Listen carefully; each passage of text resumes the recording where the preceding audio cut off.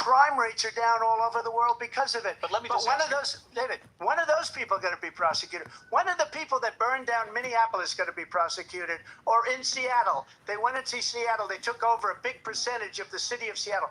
One of those people are going to be prosecuted. But let me just ask you. You might ask her that question. You were the president. You were watching it unfold on television. It's a very simple question as we move forward toward another election. Is there anything you regret about what you did on that day? Yes or no? I had nothing to do with that other than they asked me to make a speech. I showed up for a speech. I said, I think it's going to be big. I went to Nancy Pelosi and the mayor of Washington, D.C., and the mayor put it back in writing, as you know. I said, you know, this is going to be a very big rally or whatever you want to call it. And again, it wasn't done by me. It was done by others. I said, I'd like to give you 10,000 National Guard or soldiers. They rejected me. Nancy Pelosi rejected me. It was just 2 weeks ago. Her daughter has a tape of her saying she is fully responsible for what happened. They want to get rid of that tape.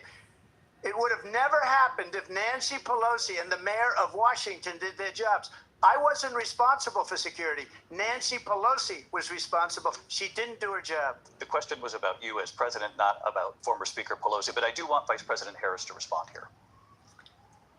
I was at the Capitol on January 6th. I was the vice president. That day, 140 law enforcement officers were injured, and some died. And understand, the former president has been indicted and impeached for exactly that reason. But this is not an isolated situation. Let's remember Charlottesville, where there was a mob of people carrying tiki torches, spewing anti-Semitic hate.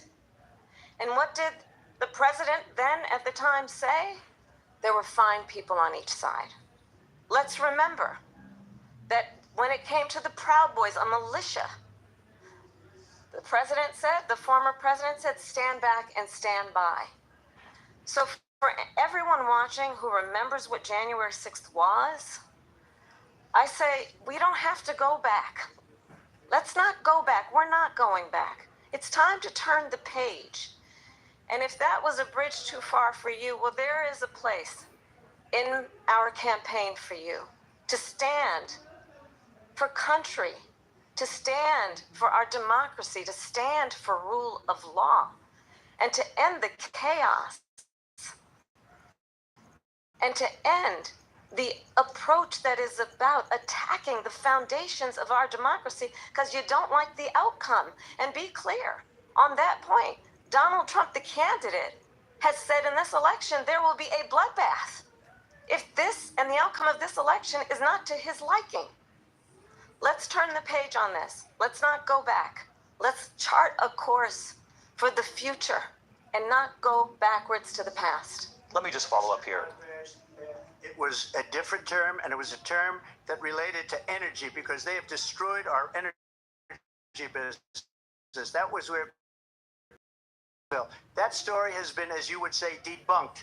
Laura Ingraham, Sean Hannity, Jesse, all of these people, they covered it. If they go an extra sentence, they will see it was perfect. It was debunked in almost every newspaper, but they still bring it up, just like they bring 2025 up. They bring all of this stuff up. I ask you this, you talk about the Capitol. Why are we allowing these millions of people to come through on the southern border? How come she's not doing anything? And I'll tell you what I would do, and I would be very proud to do it. I would say we would both leave this debate right now. I'd like to see her go down to Washington, D.C. during this debate because we're wasting a lot of time. Go down to, because she's been so bad, it's so ridiculous. Go down to Washington, D.C. and let her sign a bill to close up the border because they have the right to do it. They don't need bills. They have the right to do it. The President of the United States, you'll get him out of bed, you'll wake him up at 4 o'clock in the afternoon, you'll say, come on down to the office, let's sign a bill. If he signs a bill that the border is closed, all he has to do is say it to the Border Patrol, who are phenomenal. If they do that, the border is closed. Mr. Those President, people are killing many people, unlike J6. We talked immigration here tonight. I do want to focus on this next issue to both of you because it really brings us this into focus, truth in these times that we're living in. Mr. President, for 3.5 years after you lost the 2020 election, you repeatedly falsely claimed that you won, many times saying you won in a landslide. In the past couple of weeks leading up to this debate, you have said, quote, you lost by a whisker, that you, quote, didn't quite make it, that you came up a little bit short. I said that? Are you now acknowledging that you lost in 2020? No, I don't acknowledge that at all. But I you said did that say sarcastically. But You know those- that. It was said, oh, we lost by a whisker. That was said sarcastically. Look, there's so much proof. All you have to do is look at it. And they should have sent it back to the legislatures for approval. I got almost 75 million votes, the most votes any sitting president has ever gotten. I was told if I got 63, which was what I got in 2016, you can't be beaten. The election, people should never be thinking about an election as fraudulent. We need two things. We need walls, and we have to have it. We have to have borders, and we have to have good elections. Our elections are bad. And a lot of these illegal immigrants coming in, they're trying to get them to vote. They can't even speak English. They don't even know what country they're in practically. And these people are trying to get them to vote. And that's why they're allowing them to come into our country. I did watch all of these pieces of video. I didn't detect the sarcasm, lost by a whisker. We didn't quite make it. And we should just point out here as clarification, and you know this, you and your allies, 60 cases in front of many judges, many of them No Republican. judge looked at it. And said They said we didn't have standing. That's the other thing. They said we didn't have standing, a technicality. Can you imagine a system where a person in an election doesn't have standing? The president of the United States doesn't have standing. That's how we lost. If you look at the facts, and I'd love to have you'll do a special on it. I'll show you Georgia, and I'll show you Wisconsin, and I'll show you Pennsylvania, and I'll show you. We have so many facts and statistics, but you know what? That doesn't matter, because we have to solve the problem that we have right now. That's old news. And the problem that we have right now is we have a nation in decline, and they have put it into decline. We have a nation that is dying, David. Mr. President, thank you. Vice President Harris, you heard the president there tonight. He said he didn't say that he lost by a whisker. So he still believes he did not lose the election that was won by President Biden and yourself. But I do want to ask you about something that's come up in the last couple of days. This was a post from President Trump about this upcoming election just weeks away. He said, when I win, those people who cheated, and then he lists donors, voters, election officials, he says will be prosecuted to the fullest extent of the law, which will include long-term prison sentences. One of your campaign's top lawyers responded saying, we won't let Donald Trump intimidate us. We won't let him suppress the vote. Is that what you believe he's trying to do here? Donald Trump was fired by 81 million people. So let's be clear about that. And clearly he is having a very difficult time processing that.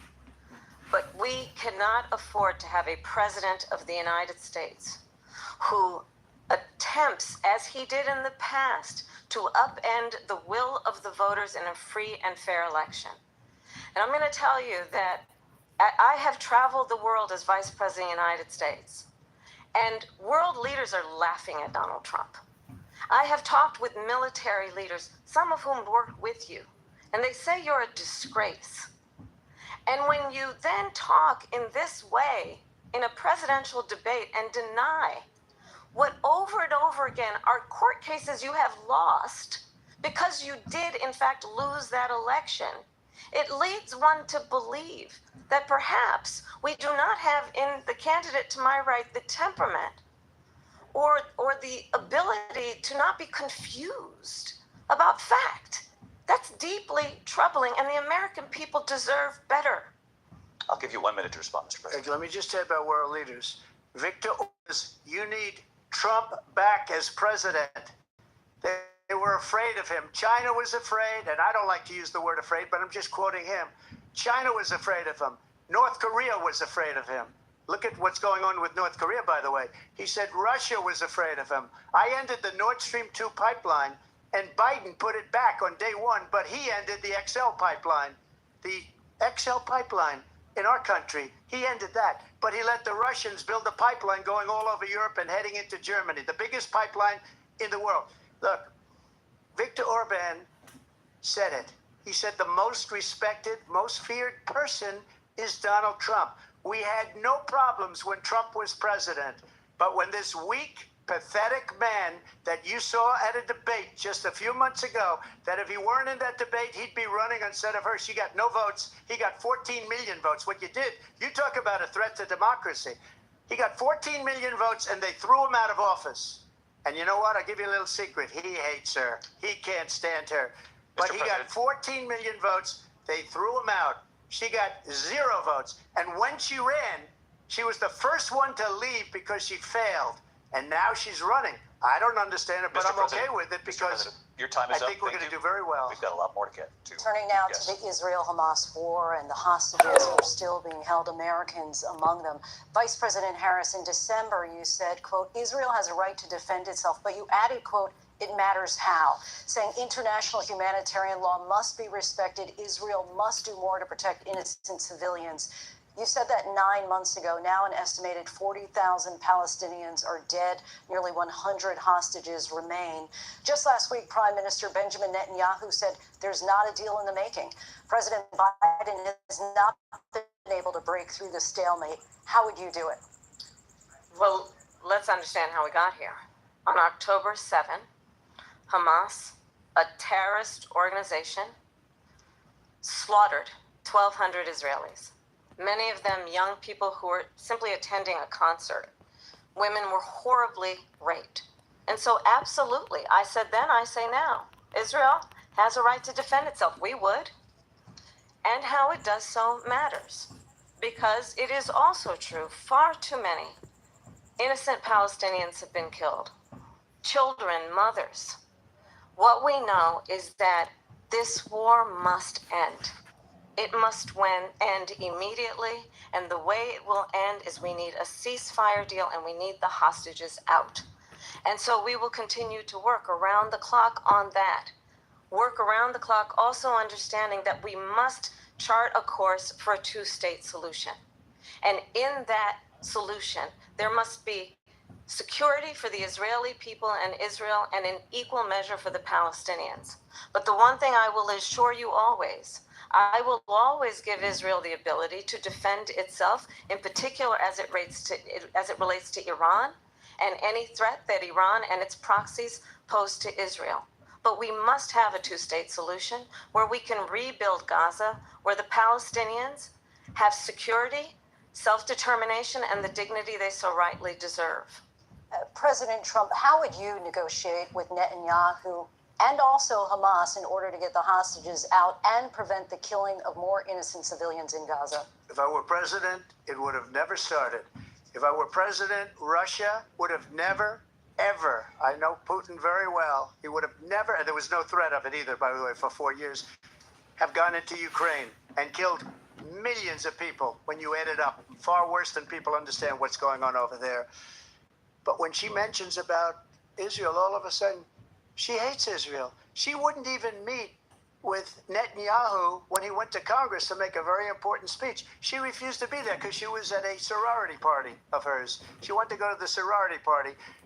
She hates Israel. If she's president, I believe that Israel will not exist within 2 years from now. And I've been pretty good at predictions, and I hope I'm wrong about that one. She hates Israel. At the same time, in her own way, she hates the Arab population because the whole place is going to get blown up. Arabs, Jewish people, Israel will be gone. It would have never happened. Iran was broke under Donald Trump. Now Iran has $300 billion because they took off all the sanctions that I had. Iran had no money for Hamas or Hezbollah or any of the 28 different spheres of terror, and they are spheres of terror, horrible terror. They had no money. It was a big story, and you know it. You covered it very well, actually. They had no money for terror. They were broke. Now they're a rich nation, and now what they're doing is they're spreading that money around. Look at what's happening with the Houthis and Yemen. Look at what's going on in the Middle East. This would have never happened. I will get that settled and fast, and I'll get the war with Ukraine and Russia ended. If I'm president-elect, I'll get it done before even becoming president. Vice President Harris, he says you hate Israel. That's absolutely not true. I have my entire career and life supported Israel and the Israeli people. He knows that.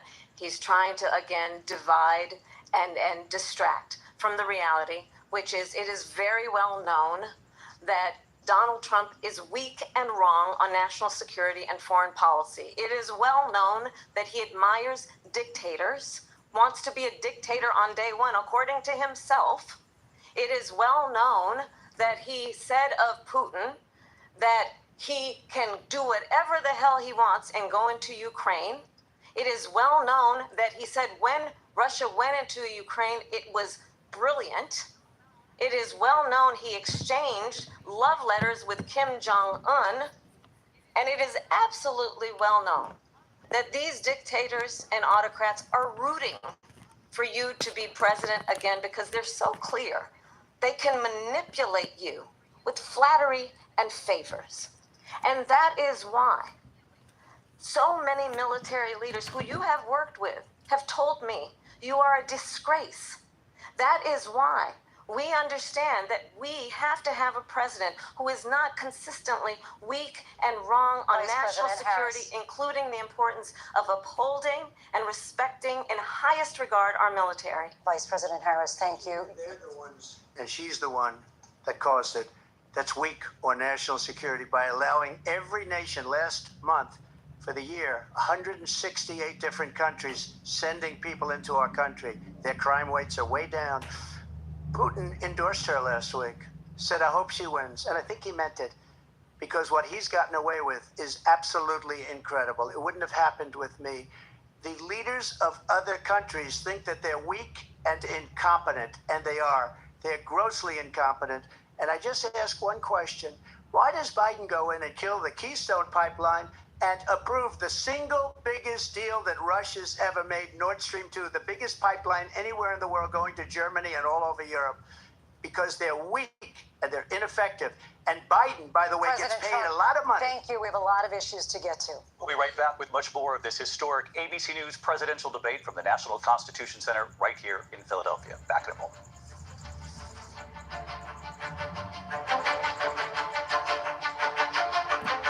The ABC News presidential debate will continue after this.